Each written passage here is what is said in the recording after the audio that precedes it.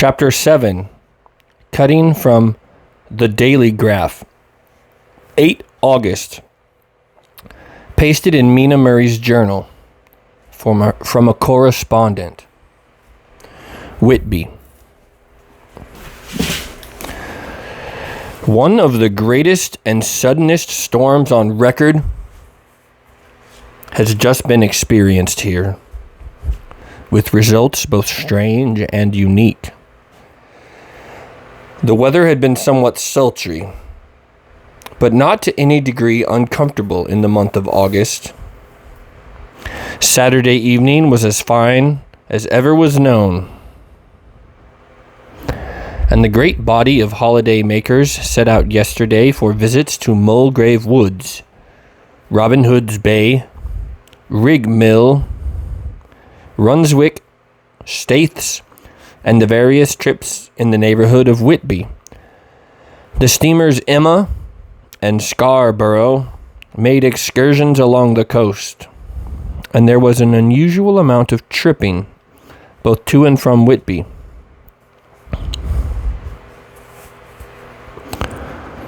The day was unusually fine till the afternoon, when some of the gossips who frequent the East Cliff churchyard, and from that commanding eminence watch the wide sweep of sea visible to the north and east, called attention to a sudden show of mares' tails high in the sky to the northwest.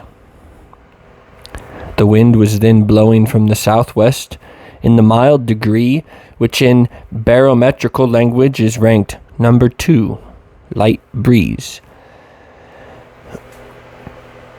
The Coast Guard on duty at once made report, and one old fisherman, who for more than half a century has kept watch on weather signs from the East Cliff, foretold in an emphatic manner the coming of a sudden storm.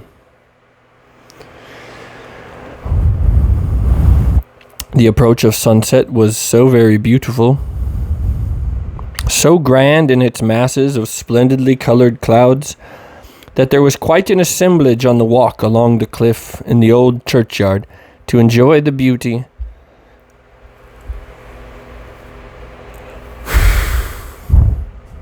Before the sun dipped below the black mass of Kettleness, standing boldly athwart the western sky, its downward way was marked by myriad clouds of every sunset color: flame, purple, pink, green, violet, and all the tints of gold, with here and there masses not large, but seemingly of absolute blackness, in all sorts of shapes, as well as outlined as colossal silhouettes. The experience was not lost on the painters, and doubtless some of the sketches of the prelude to the great storm will grace the R.A. and R.I. walls in May next. More than one captain made up his mind then and there that his cobble, or his mule, as they termed different classes of boats, would remain in the harbor till the storm passed. The wind fell away entirely during the evening, and at midnight there was a dead calm, a sultry heat, and that prevailing intensity which, on the approach of thunder, affects persons of a sensitive nature. There were but few lights in sight at sea, for even the coasting steamers, which usually hug the shore so closely, kept well to seaward, and but few fishing boats were in sight. The only sail noticeable was a foreign schooner with all sails set, which was seemingly going westwards. The foolhardiness or ignorance of her officers was a prolific theme for comment whilst she remained in sight, and efforts were made to signal her to reduce sail in face of her danger. Before the night shut down, she was seen with sails idly flapping as she gently rolled on the undulating swell of the sea, as idle as a painted ship upon a painted ocean. Shortly before 10 o'clock, the stillness of the air grew quite oppressive, and the silence was so marked that the bleating of a sheep inland or the barking of a dog in the town was distinctly heard.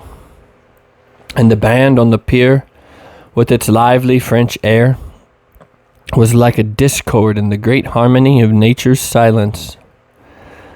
A little after midnight came a strange sound from oversea, and high overhead the air began to carry a strange, faint, hollow booming.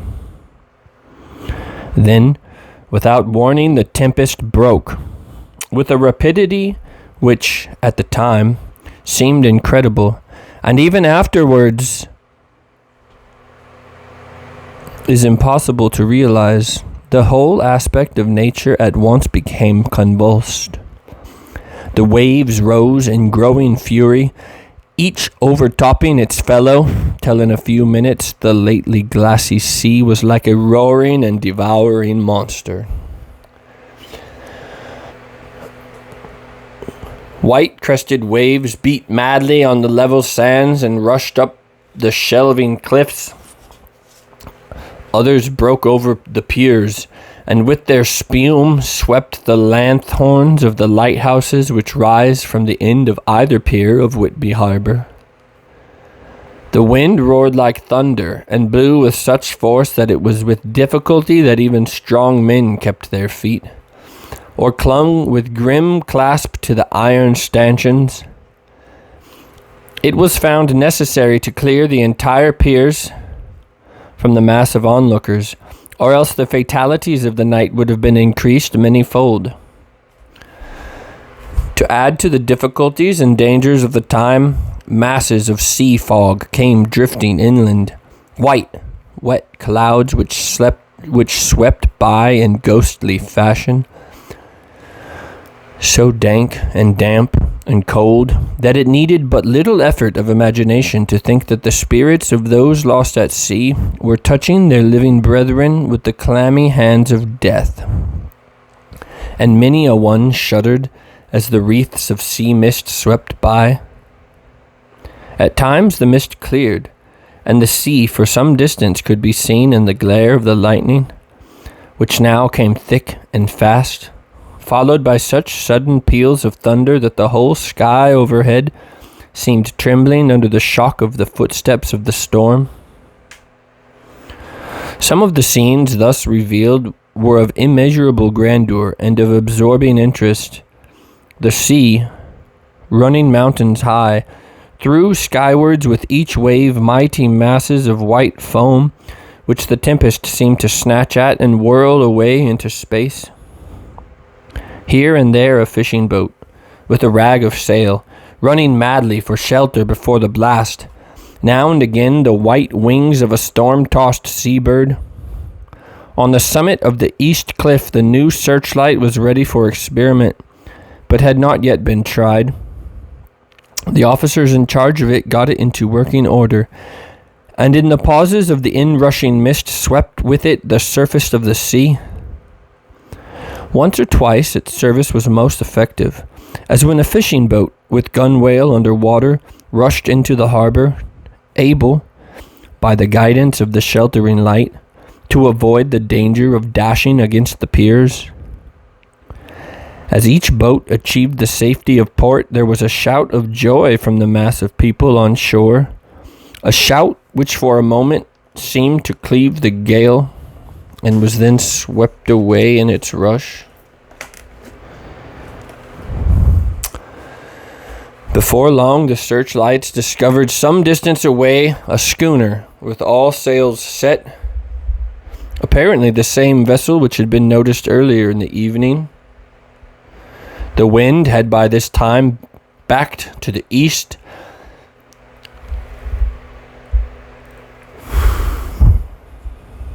and there was a shudder amongst the watchers on the cliff as they realized the terrible danger in which she now was. Between her and the port lay the great flat reef on which so many good ships have from time to time suffered, and with the wind blowing from its present quarter, it would be quite impossible that she should fetch the entrance of the harbour. It was now nearly the hour of high tide, but the waves were so great that in their troughs the shallows of the shore were almost visible. And the schooner, with all sails set, was rushing with such speed that, in the words of one old salt, she must fetch up somewhere, if it was only in hell. Then came another rush of sea fog, greater than any hitherto, a mass of dank mist, which seemed to close on all things like a grey pall, and left available to men only the organ of hearing. For the roar of the tempest, and the crash of the thunder, and the booming of the mighty bellows came through the damp oblivion even louder than before. The rays of the searchlight were kept fixed on the harbour mouth across the east pier, where the shock was expected, and men waited breathless. The wind suddenly shifted to the northeast, and the remnant of the sea fog melted in the blast, and then, mirable dictu, between the piers, leaping from wave to wave as it rushed along at headlong speed, swept the strange schooner before the blast, with all sails set, and gained the safety of the harbour. The searchlight followed her, and a shudder ran through all who saw her, for lashed to the helm was a corpse, with drooping head, which swung horribly to and fro at each motion of the ship. No other form could be seen on deck at all. A great awe came on as they all realized that the ship, as if by some miracle, had found the harbour, unsteered save by the hand of a dead man. However, all took place more quickly than it takes to write these words. The schooner paused not, but rushing across the harbour, pitched herself on that accumulation of sand and gravel, washed by many tides and many storms, into the southeast corner of the pier, jutting under the east cliff, known locally as Tate Hill Pier. There was, of course, a considerable concussion as the vessel drove up on the sand heap. Every spar, rope, and stay was strained, and some of the top hamper came crashing down. But strangest of all, the very instant the shore was struck, an immense dog sprang up on deck from below, as if shot up by the concussion, and running forward, jumped from the bow onto the sand, making straight for the steep cliff where the churchyard hangs over the laneway to the east pier so steeply that some of the flat tombstones, Throffsteins, or through stones, as they call them in the Whitby vernacular, actually project over where the sustaining cliff has fallen away. It disappeared in the darkness, which seemed intensified just beyond the focus of the searchlight. It so happened that there was no one at the moment on Tate Hill Pier, as all those whose houses are in close proximity were either in bed or were out on the heights below. Thus the coast guard on duty on the eastern side of the harbour, who at once ran down the little pier, was the first to climb on board. The men working the searchlight, after scouring the entrance of the harbour without seeing anything, then turned on the light on the derelict and kept it there.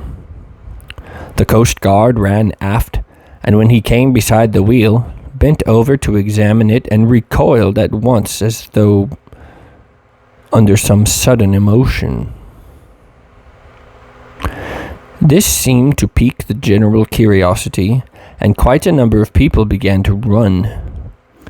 It is a good way round from the west cliff by the drawbridge to Tate Hill Pier, but your correspondent is a fairly good runner, and came well ahead of the crowd.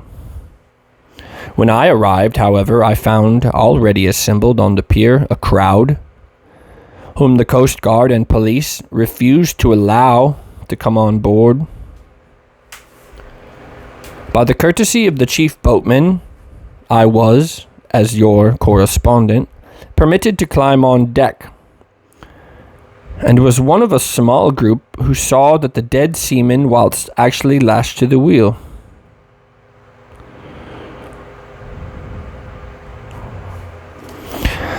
It was no wonder that the Coast Guard was surprised, or even awed, for not often can such a sight be seen. The man was simply fastened by his hands, one over the other, to a spoke of the wheel. Between the inner hand and the wood was a crucifix, the set of beads on which it was fashioned being around both wrists and wheel, and kept all fast by the binding cords. The poor fellow may have been seated at one time, but the flapping and buffeting of the sails had worked through the rudder of the wheel and dragged him to and fro, so that the cords with which he had tied had cut the flesh to the bone. Accurate note was made of the state of things, and a doctor, Surgeon J.M. Caffin of 33 East Elliot Place, who came immediately after me, declared, after making examination, that the man had been dead for quite 2 days. In his pocket was a bottle, carefully corked, empty save a little roll of paper, which proved to be the addendum to the log. The Coast Guard said the man had been tied up. The Coast Guard said the man must have tied up his own hands, fastening the knots with his teeth. The fact that a Coast Guard was the first on board may save some complications later on in the Admiralty Court, for the Coast Guards cannot claim the salvage which is the right of the first civilian entering on a derelict. Already, however, the legal tongues were wagging, and one young law student is loudly asserting that the rights of the owner are already completely sacrificed, his property being held in contravention of the statutes of Mortmain, since the tiller, as emblemship, if not proof, of delegated possession, is held in a dead hand.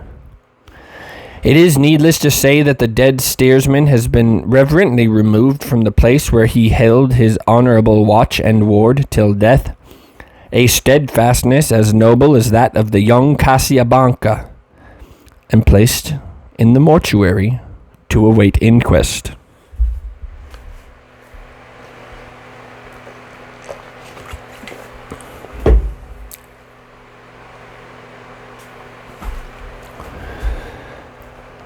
Whitby, 9 August. The sequel to the strange arrival of the derelict in the storm last night is almost more startling than the thing itself. It turns out that the schooner is a Russian from Varna and is called the Demeter. She is almost entirely in ballast of silver sand with only a small amount of cargo. A number of great wooden boxes filled with mold. This cargo was consigned to a Whitby solicitor, Mr. S. F. Billington of 7, The Crescent, who this morning went aboard and formally took possession of the goods consigned to him. The Russian consul, too, acting for the charter party, took formal possession of the ship and paid all harbour dues, etc. Nothing is talked about here today except the strange coincidence. The officials of the Board of Trade have been most exacting in seeing that every compliance has been made with existing regulations. As the matter is to be a 9 days wonder, they are evidently determined that there shall be no cause after complaint. A good deal of interest was abroad concerning the dog which landed when the ship struck, and more than a few members of the SPCA, which is very strong in Whitby, have tried to befriend the animal. To the general disappointment, however, it was not to be found. It seems to have disappeared entirely from the town. It may be that it was frightened and made its way on to the moors, where it is still hiding in terror. There are some who look with dread on such a possibility, lest later on it should in itself become a danger, for it is evidently a fierce brute.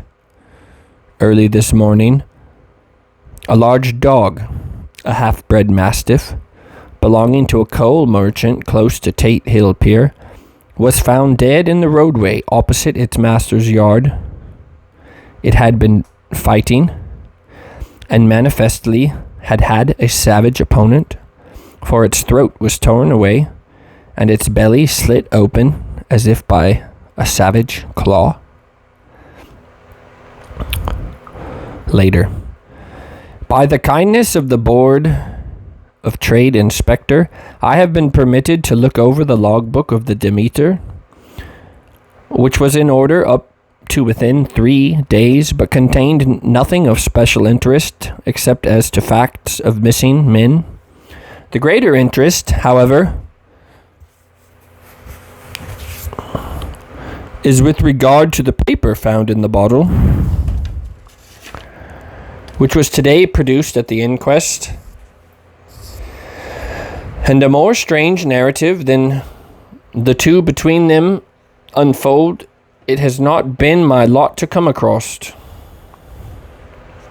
As there is no motive for concealment, I am permitted to use them, and accordingly to send you a receipt, simply omitting the technical details of seamanship and supercargo. It almost seems as though the captain had been seized with some kind of mania before he had got well into blue water, and that this had developed persistently throughout the voyage. Of course, my statement must be taken cum grano, since I am writing from the dictation of a clerk of the Russian consul, who kindly translated for me, time being short. Log of the Demeter, Varna to Whitby, written 18 July. Things so strange happening that I shall keep accurate note henceforth till we land. On 6 July, we finished taking in cargo, silver, sand, and boxes of earth. At noon, set sail. East wind, fresh. Crew, 5 hands. 2 mates, cook, and myself, captain. On 11 July at dawn, entered Bosphorus, boarded by the Turkish customs officer, Bakshish. All correct. Underway at 4 p.m. On 12 July through Dardanelles, more customs officers and flag boat of guarding squadron. Bakshish again. Work of officers thorough but quick. Want us off soon. At dark passed into Archipelago. On 13 July, passed Cape Matapan. Crew dissatisfied about something.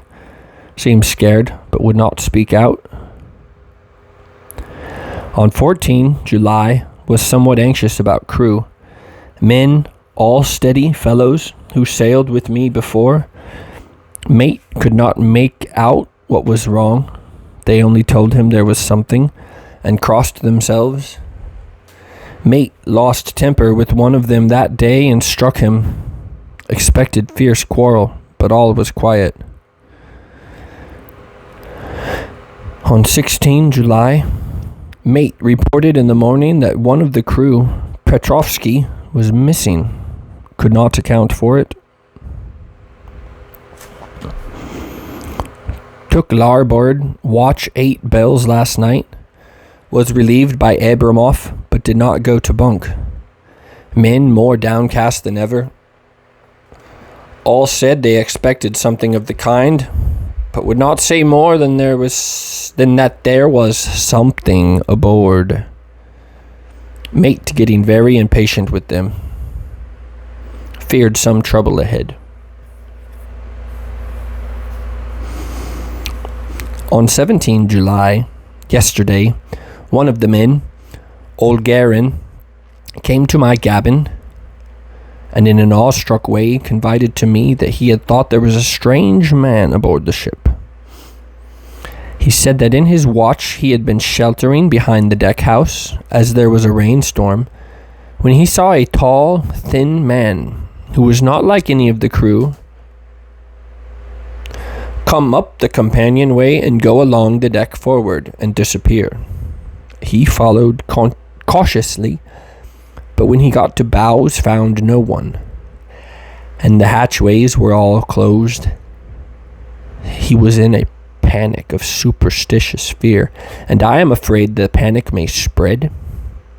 To allay it, I shall today search entire ship carefully from stem to stern. Later in the day, I got together the whole crew and told them, as they evidently thought there was someone on the ship, we should search from stem to stern.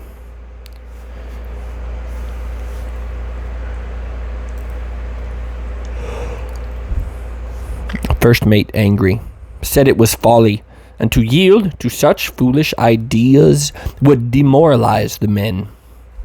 Said he would engage to keep them out of trouble with a handspike. I let him take the helm, while the rest began thorough search. As there were only the big wooden boxes, there were no odd corners where a man could hide. Men much relieved when the search was over, and went back to work cheerfully. First mate scowled, but said nothing. 22 July. Rough weather last 3 days, and all hands busy with sails. No time to be frightened. Men seem to have forgotten their dread. Mate cheerful again, and all on good terms. Praised men for work in bad weather. Past Gibraltar and out through straits. All well. 24 July. There seems some doom over this ship. Already a hand short and entering on the Bay of Biscay with wild weather ahead, and yet last night another man lost. Disappeared. Like the first, he came off of his watch and was not seen again. Men all in a panic of fear. Sent a round robin, asking to have double watch, as they fear to be alone. Mate violent, fear there will be some trouble, as either he or the men will do some violence. 28 July. 4 days in hell, knocking about in a sort of maelstrom, and the wind a tempest. No sleep for anyone. Men all worn out, hardly know how to set a watch since no one fit to go on. Second mate volunteered to steer and watch, and let men snatch a few hours' sleep. Wind abating. Seas still terrific, but feel them less as ship is steadier. 29 July. Another tragedy. Had single watch tonight, as crew too tired to double. When morning watch came on deck, could find no one except steersmen. Raised outcry, and all came on deck. Thorough search, but no one found. Are now without second mate and crew in a panic. Mate and I agreed to go armed henceforth and wait for any sign of cause. 30 July. Last night, rejoiced we are nearing England. Weather fine. All sails set. Retired, worn out. Slept soundly.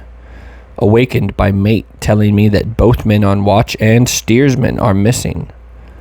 Only self and mate and 2 hands left to work the ship. 1st August. 2 days of fog and not a sail sighted. Had hoped when in the English Channel to be able to signal for help or get in somewhere. Not having power to work sails, have to run before wind. Dare not lower, as could not raise them again. We seem to be drifting to some terrible doom. Mate now more demoralized than either of them.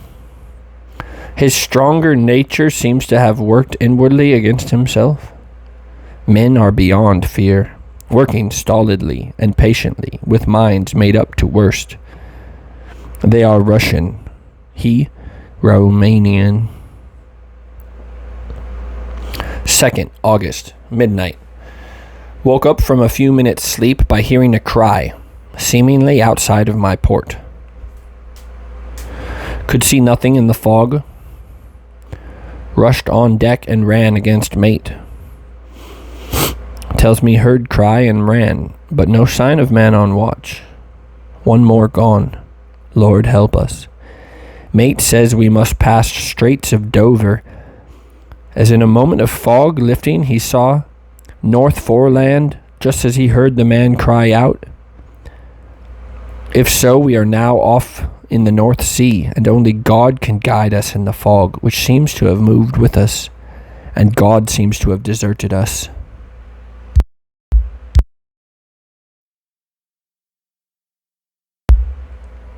Third August. At midnight, I went to relieve the man at the wheel, but when I got to it, I found no one there.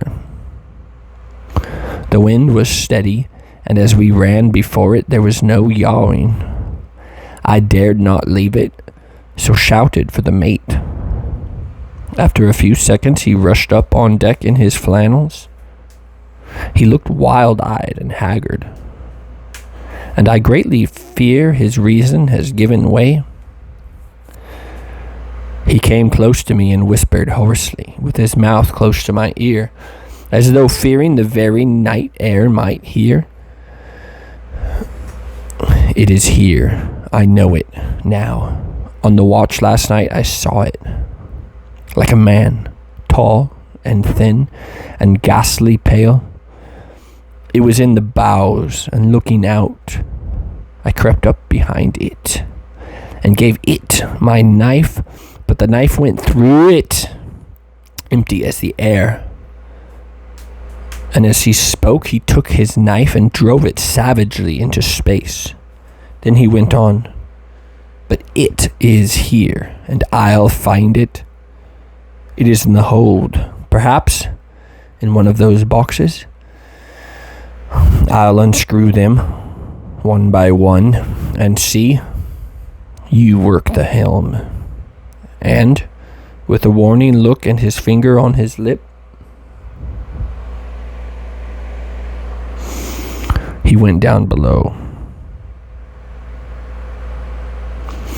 There was a springing up on a choppy wind, and I could not leave the helm. I saw him come out on deck again with a tool chest and a lantern and go down the forward hatchway. He is mad. Stark raving mad. And it's no use my trying to stop him. He can't hurt those big boxes. They are as invoiced as clay. And to pull them about is as harmless a thing as he can do. So here I stay and mind the helm and write these stories. I can only trust in God and wait till the fog clears. Then, if I can't steer to any harbor with the wind that is, I shall cut down the sails and lie by and signal for help.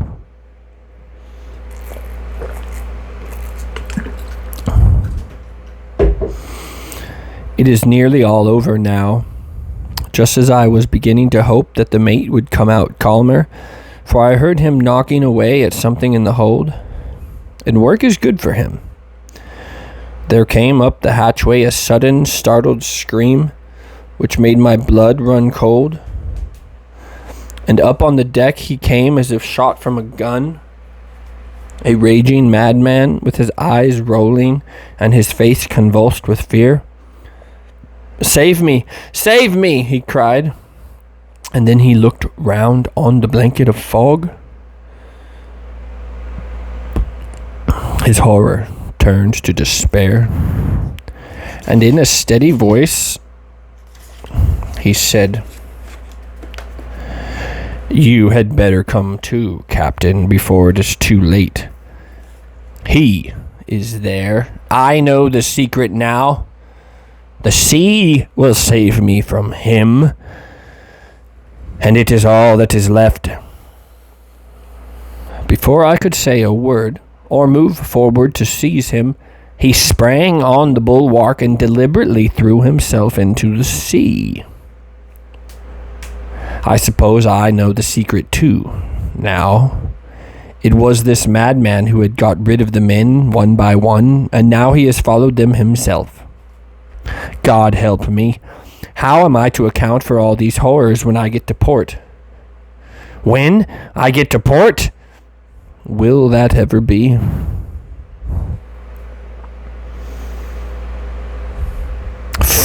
August.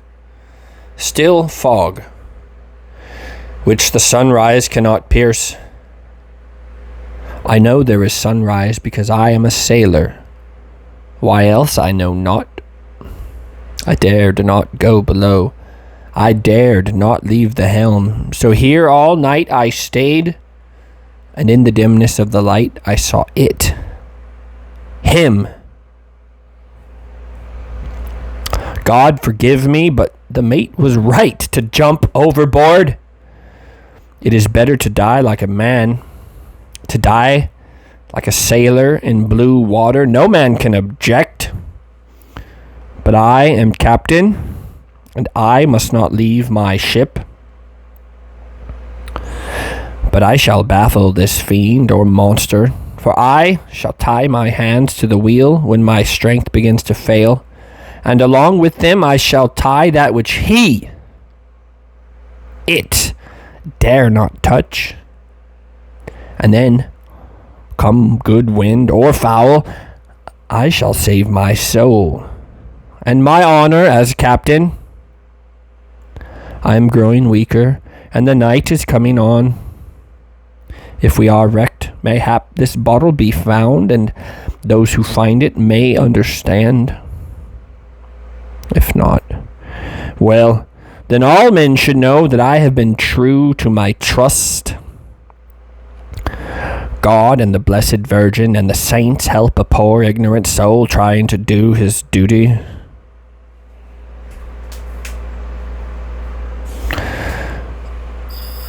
Of course, the verdict was an open one. There is no evidence to adduce, and whether or not the man himself committed the murders, there is now none to say. The folk hold almost universally here that the captain is simply a hero, and he is to be given a public funeral. Already it is arranged that his body be taken with a train of boats up the Esk for a piece, and then brought back to Tate Hill Pier and up the Abbey steps, for he is to be buried in the churchyard on the cliff. The owners of more than 100 boats have already given in their names as wishing to follow him to the grave. No trace has ever been found of the great dog, at which there is much mourning, for, with public opinion in its present state, he would, I believe, be adopted by the town. Tomorrow we'll see the funeral, and so will end this one more mystery of the sea.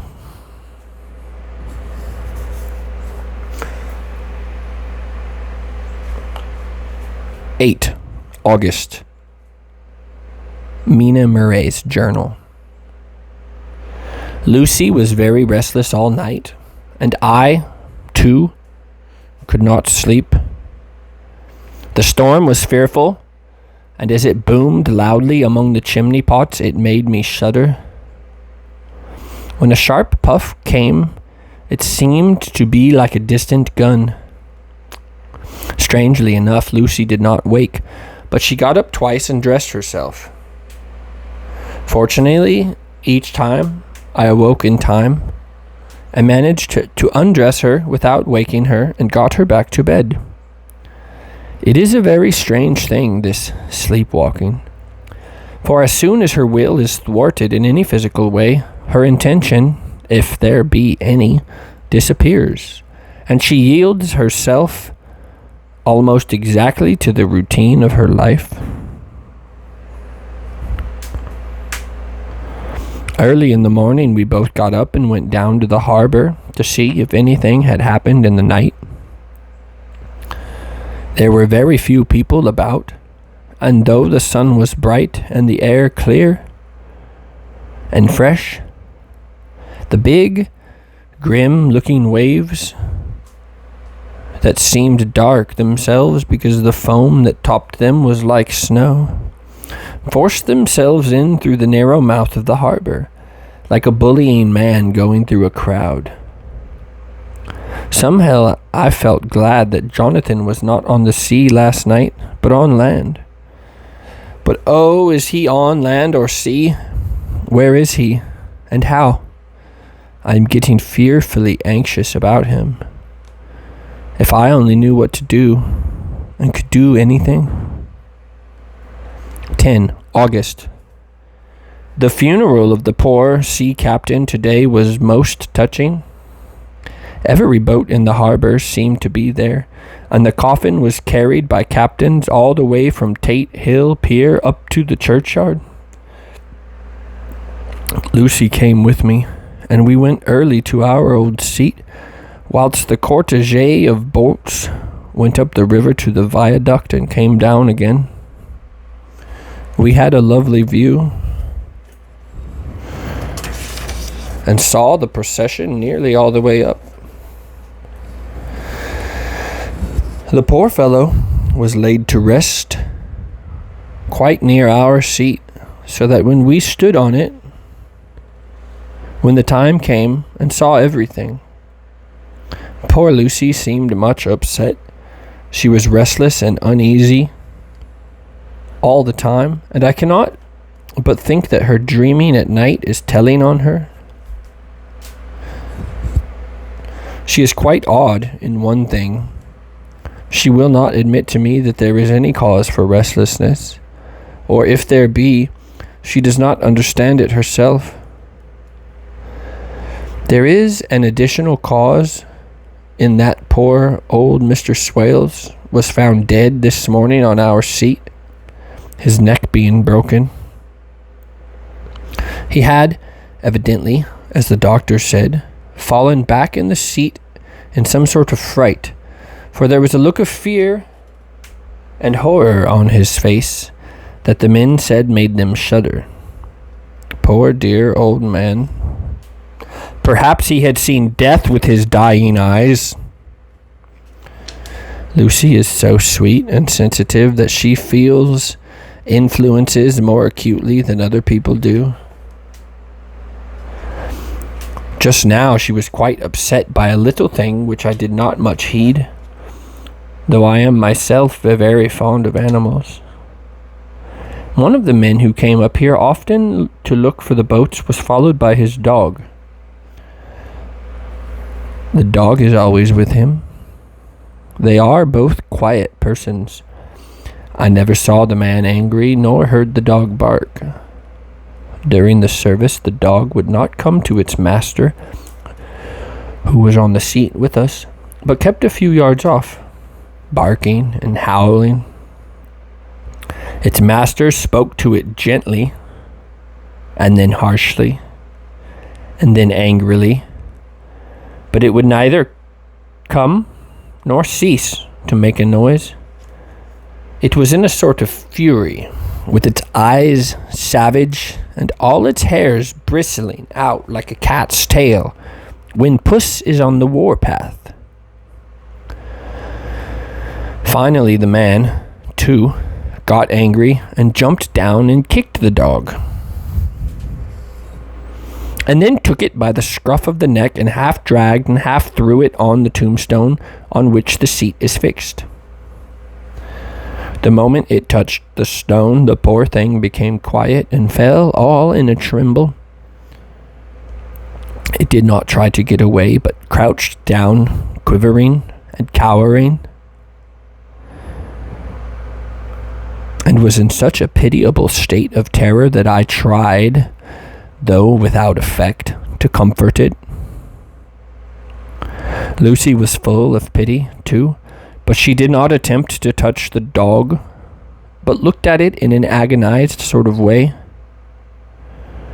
I greatly fear that she is of too supersensitive a nature to go through the world without trouble. She will be dreaming of this tonight, I am sure. The whole agglomeration of things. The ship steered into port by a dead man. His attitude, tied to the wheel with a crucifix and beads. The touching funeral. The dog, now furious and in terror, will all afford material for her dreams. I think it will be best for her to go to bed, tired out physically. So I shall take her for a long walk by the cliffs to Robin Hood's Bay and back. She ought not to have much inclination for sleepwalking then.